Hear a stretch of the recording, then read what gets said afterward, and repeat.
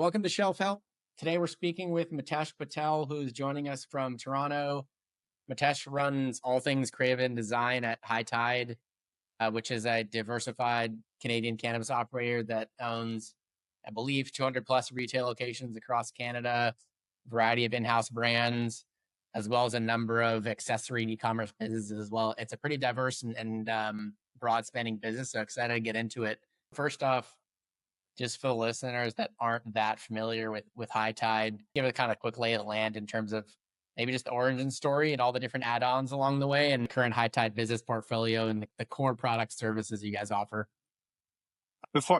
Thanks for having me. Just before I Yeah. jump into that, I just need to clarify that, anything that I'm going to talk about is my own personal opinion, Of course. and not reflective of High Tide as a whole. But yeah, so High Tide started, from Raj. Raj had, Smoker's Corner. I ran Smoker's Corner for 15 years. I actually came from Famous Brands, which is a company Raj owned and then bought out when the acquisition of High Tide, and that's how it became part of High Tide. High Tide right now, as you said, 200 retail store locations across Canada, as well as we have four e-commerce companies in the US: Grasscity, Stop, Smoke Cartel, and Daily High Club. Daily High Club does monthly subscription boxes. High Tide also has two CBD companies in the US, New Leaf and Fab CBD, uh, that sell hemp-based products, as well as High Tide has also a CBD company in the UK, Bless CBD. It's a broad business with a lot of different things going on. I'm curious, diversified business, a lot of different brands, products, services. You're kind of overseeing creative design across a lot of different stuff. I'm just curious, like, how do you organize your time and like prioritize things to ensure you can get everything, all the different businesses and divisions all get the attention they need from a creative standpoint? Start early. I like to get up a couple hours earlier than everyone. Really kind of map out your whole day, go through all of your different notes. High Tide, we use a very good project management system.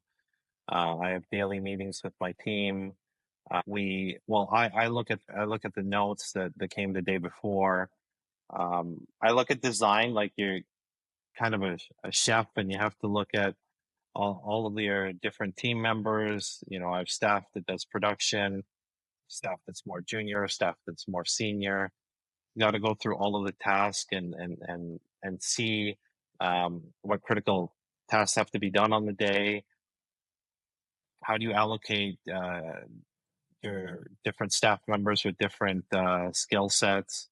And sometimes you got to rejig things depending on what part of the business is more busy. What does your team look like? Both full-time in-house employees, contractors, agencies, all the different things, and yet a broader team, not just internally, but all the kind of pieces that you work with regularly to kind of support all the initiatives you got going on. The design team is completely in-house.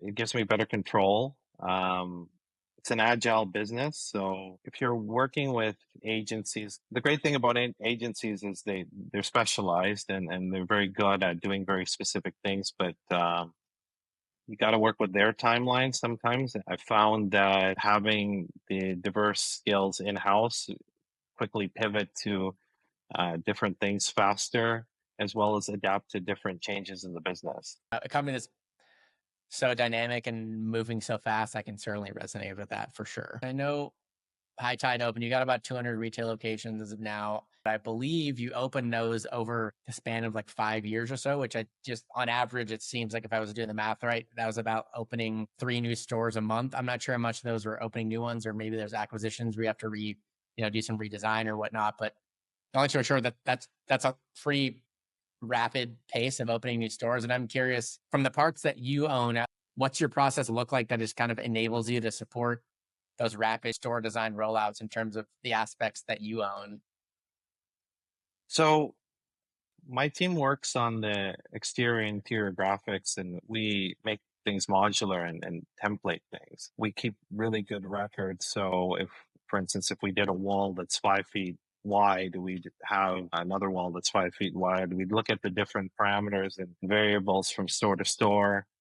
You spoke about like an acquisition. I think with an acquisition, we like carefully go with the team and look through if it's photos or actually visit the site, see what things can be modular, isolate the things that have to be customized, really understand the different kind of materials and limitations. I think with while working on 200 stores, you really understand what you're working with, what the timelines are for things, and it gets easier as you get more experience with it.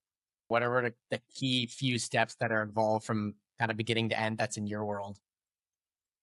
Well, we implemented very detailed intake sheets. So the construction department would send over measurements and we'd see what we can get, work from Google Photos to actual photos, have an in-house 3D designer. You can estimate things based on the size of a door that are consistent. What's allowed our team to be pretty agile is do everything in real time. So we have graphics, we render it right on the photo. We know exactly what it's going to look like before it's implemented. And we can get like up to, let's say, 95% accurate in most cases.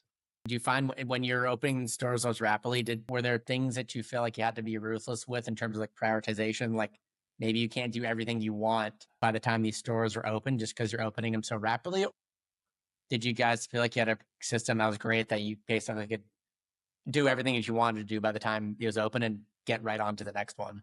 So to answer that question, generally, I think had pretty good luck. Stores have opened on time without very few hiccups. I can't really remember a lot. Sure.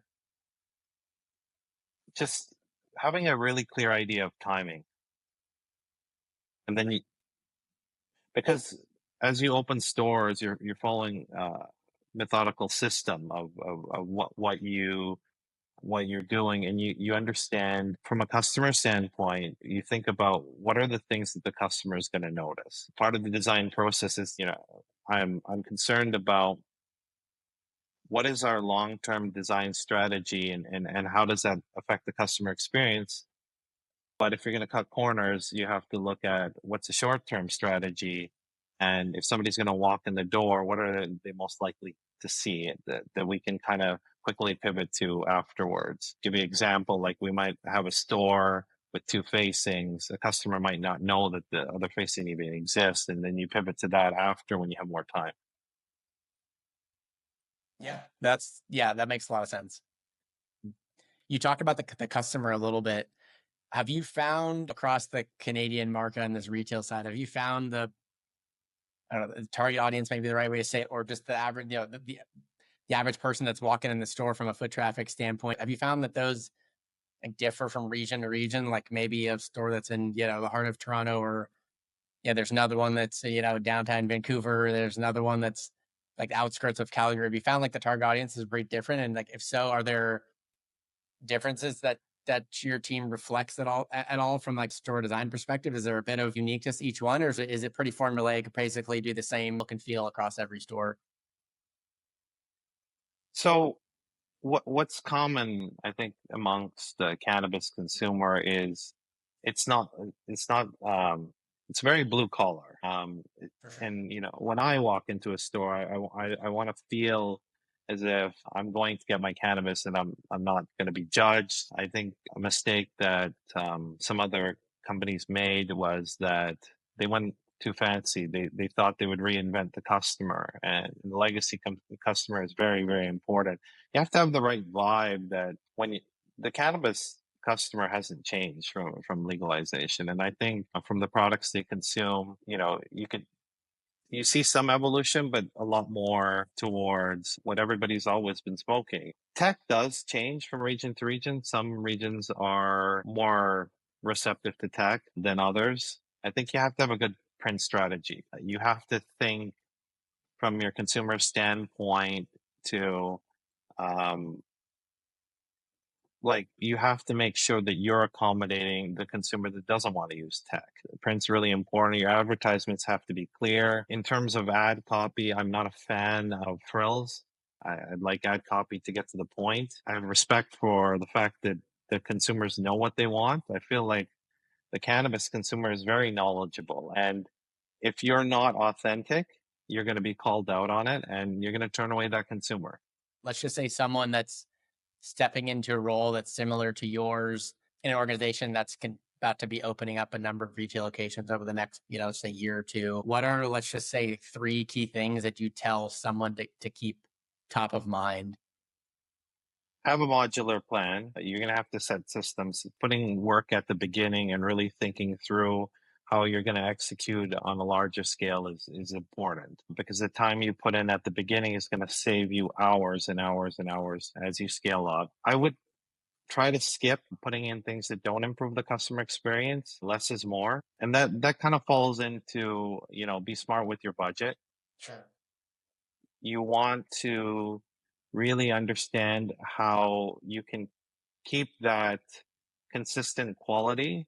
And I think it's about, understanding the different types of materials and finishes in a way where, you know, and then actually focus and do very thoughtful design, because I feel like the can I learned from designing a lot of smoking accessories. The one thing about the cannabis consumers, they appreciate quality, authenticity, and you can put an expensive material on the wall, but if you can put some really intricate graphics that speak to the smoking experience. I always say, if you're designing something for, like, we back in the day of smoking accessories, I want to design something that looks great, but as the consumer smoking, it looks better as you get high. Like, I really feel like that understanding and that level of authenticity, as people are walking to the store, they feel it and they experience it.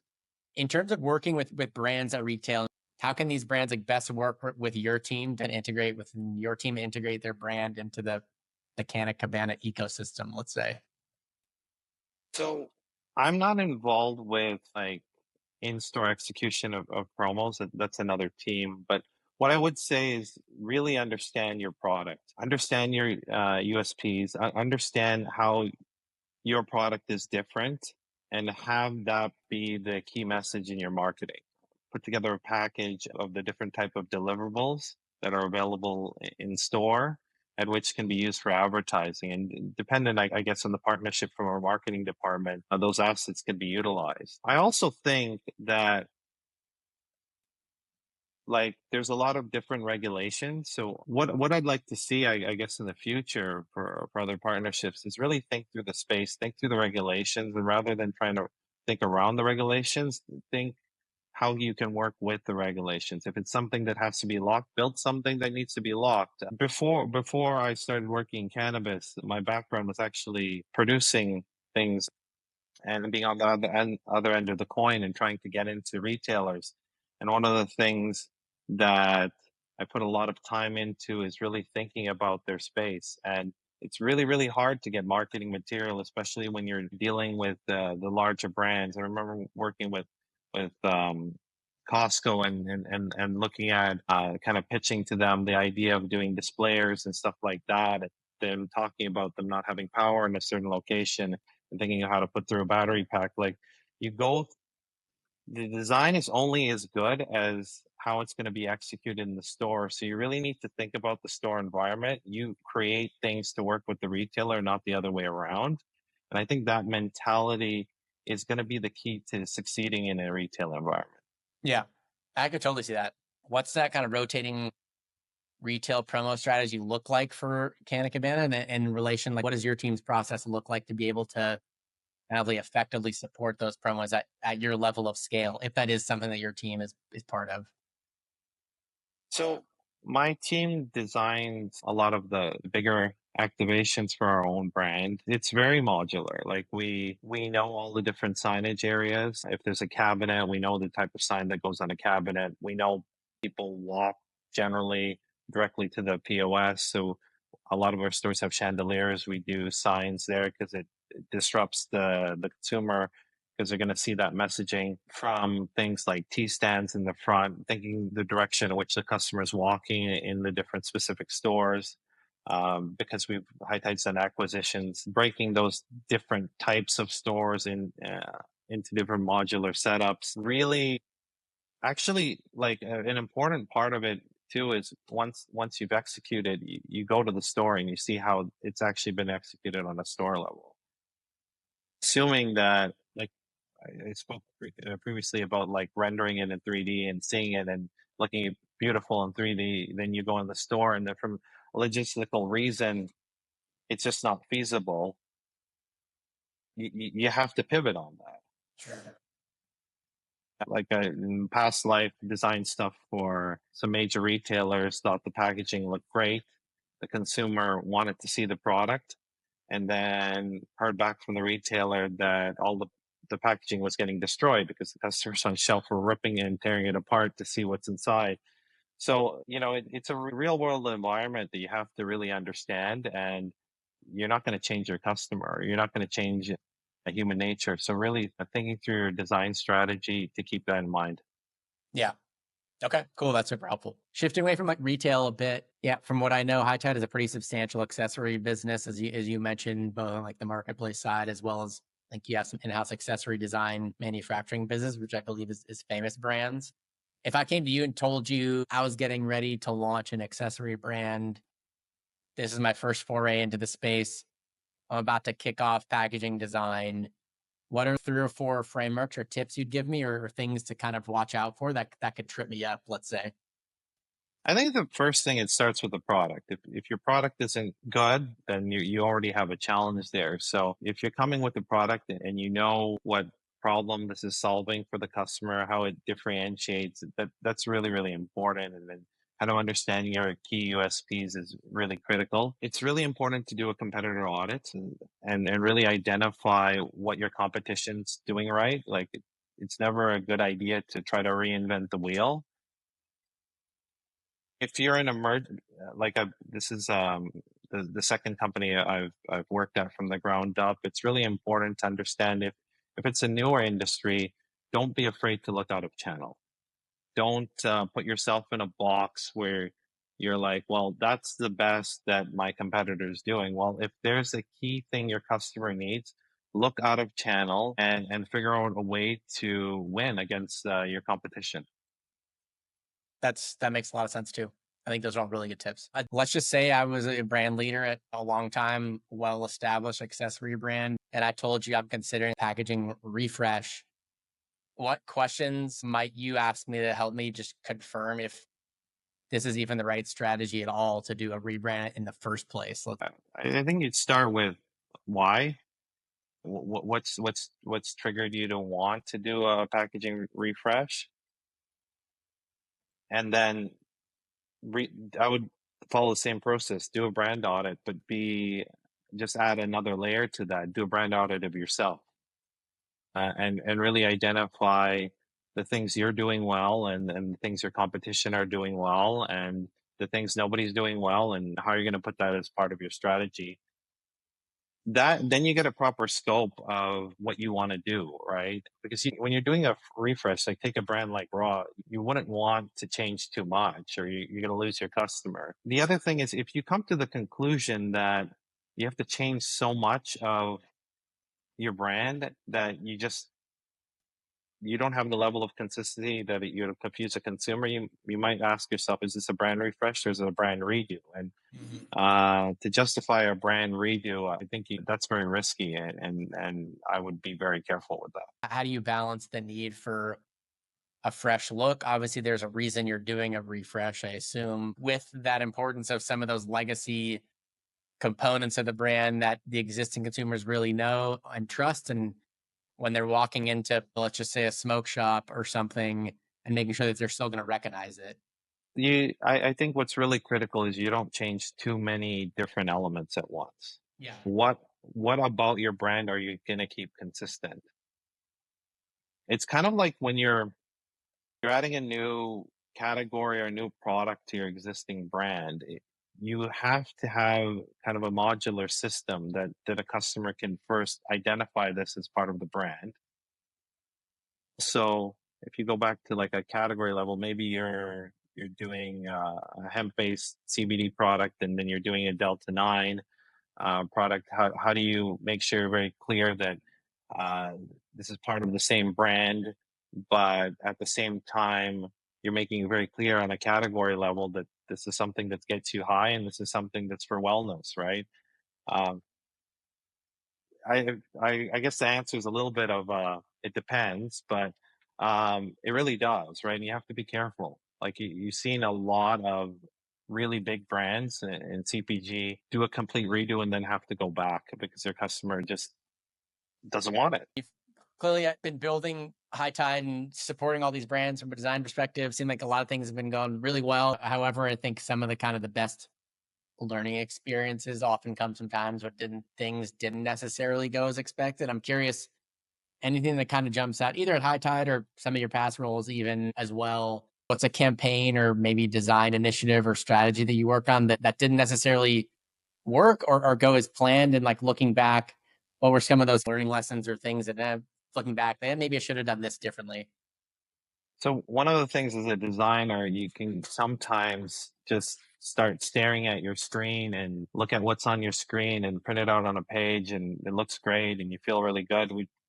In my past role, we were the supplier of battery operated candles for Costco. So we are making millions and millions of candles a year, and we did all of the packaging for them.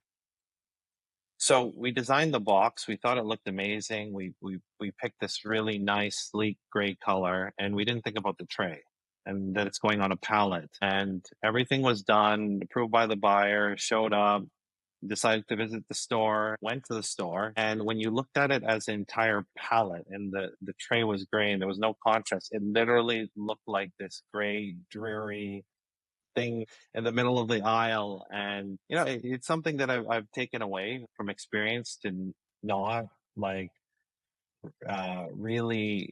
really understand your channel and where your design lives. I learned a lot in my previous role because we were in so many different types of stores and had zero control, where you had to think about the fact that you could be on the bottom aisle or on the top aisle. Or so I bring that back with me working in this role. So whenever a design is execute, I really insist that the team looks at it in real world, goes and sees how the campaign lives, and be ready to pivot for the next campaign.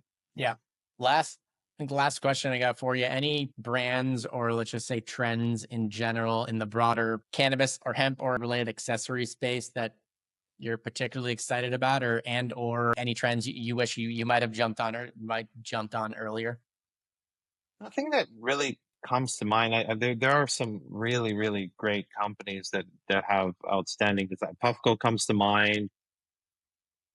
Totally. You mentioned Raw. I worked with Raw on a collab recently, and really well-established brand, understands their audience, huge social media following. Brands that really speak to authenticity in our space. Really feel like as Canadian cannabis expands, to really get that legacy market, getting that connection with the consumer, really striving to be authentic. I think the companies that have really done well and it still exists are the companies that didn't try to reinvent the wheel and really respect the cannabis consumer. So I think those are two companies that have done really well because they truly understand their audience and they haven't stayed away, shifted away from that. And that's kind of my vision for as we continue design at High Tide.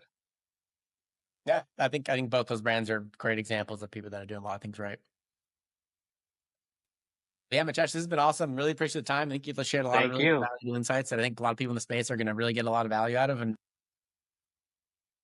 where's in terms of people want to follow along at any of your learnings, insights, where's the best place to follow along? The LinkedIn or Twitter? I think LinkedIn. I'm not out there that much, but yeah, message me on LinkedIn if any questions. Love connecting with people in and out of the industry. Cool. That sounds great. Well, appreciate the time, Mitesh. This has been great. Really valuable. Thank you, Adam. Take care. All right.